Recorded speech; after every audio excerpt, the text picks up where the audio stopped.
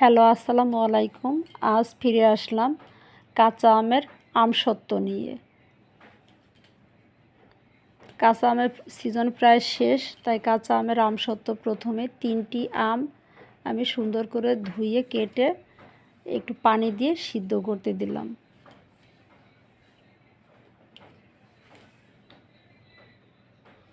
ঢেকে দিলাম 5 মিনিটের জন্য। আমগুলো সিদ্ধ হয়ে গিয়েছে। চুলাটা বন্ধ করে এরপর আমগুলো ঠান্ডা করে নিব। ঠান্ডা করে নিয়ে একটি জারের মধ্যে দিয়ে ব্লেন্ড করে নিব।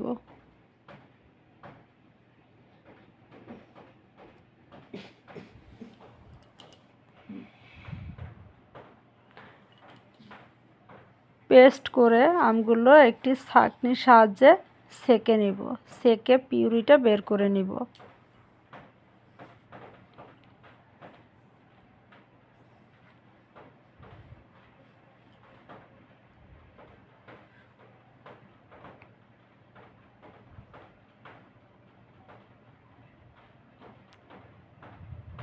আমসত্ত্ব খুবই একটা মজাদার খাবার।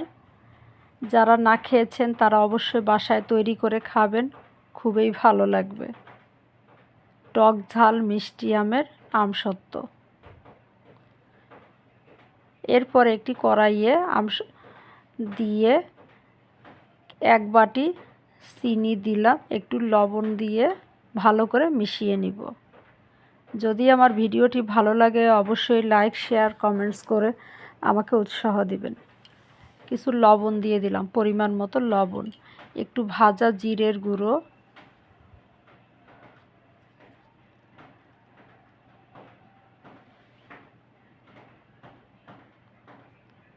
এবং একটু চিলি ফ্লেক্স দিয়ে ভালো করে মিশিয়ে নিব।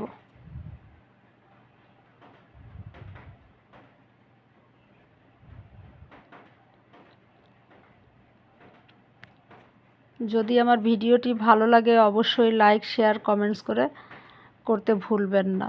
যারা আমার ভিডিওটি লাইক, শেয়ার, কমেন্টস করেছেন তাদেরকে অসংখ্য ধন্যবাদ।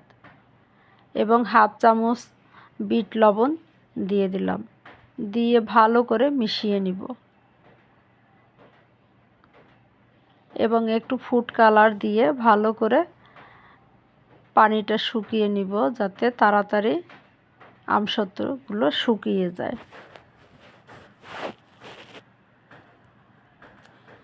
এবারে আমার হয়ে গেছে। 2টি স্টিলের প্লেটে আমসত্ত্বগুলো ঢেলে শুকালাম।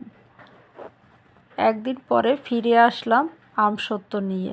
এবার একটি ছুরির সাহায্যে কেটে সুন্দর করে দেখিয়ে দেব পরিবেশন।